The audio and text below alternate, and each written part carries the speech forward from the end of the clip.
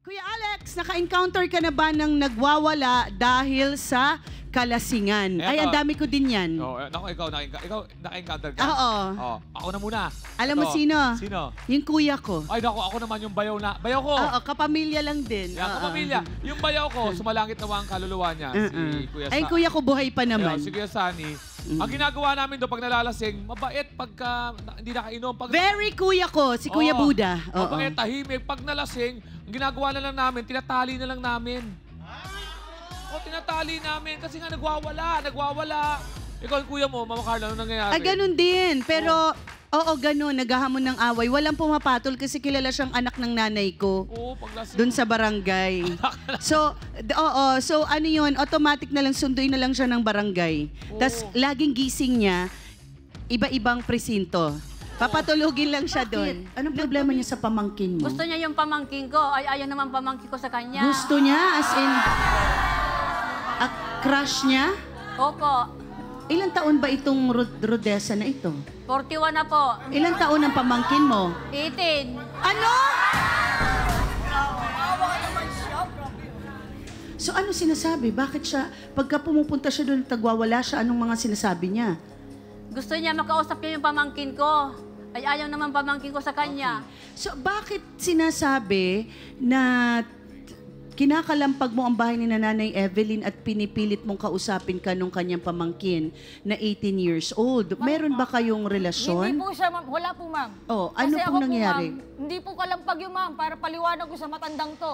Ang sa akin, ma'am, kinatok ko lang, ma'am, kasi ang mga bahay po doon sa amin, kawayan siya, kayero lang po. Kaya ang akala ng tao, ng mga kapamilya niya, kinakalampag ko sila.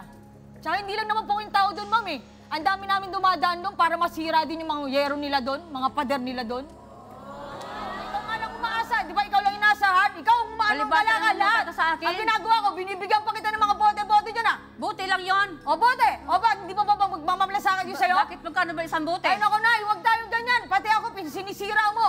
Totoo naman sinasabi ko ah. Wala tayong ganyan. Hindi ko po siya pinapansin kasi may jowa po ako eh. May jowa ka. Gaano na kayo katagal ng jowa mo? 1 year na po kami. Okay, taga doon lang din ba sa lugar ninyo? Hindi Wala. Hindi po. Nakita mo na ba ang jowa niya, Rodessa? Yes, ma'am. Okay. So ano nangyari? Bakit parang may paasa na nagaganap? Hindi ko po siya pinaasa. Kasi una pa lang sinabi ko naman na sa kanya may jowa ako eh. Sinungaling. Alam niya yon. Sinungaling ka. Pero pag nagte-text ako, anong ginagawa mo? Hoy, wala kang text. Meron. Wala kang text. Ano? Pinapansin mo ako. Ha? Talaga ba?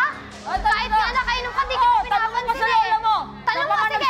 Siya pa nagsabi. Tanong Sige, mo. pagka hindi ka nakain, makumbana sa apo ko. Oh, hindi sinungaling ko yung Hoy, mukha mo. wala kang tinulong sa amin ang kapal ng mukha mo. Yun ang hindi mo alam. Wala Hindi sa'yo kang pinapalo tinulong. ng lola Wala mo. kang tinulong.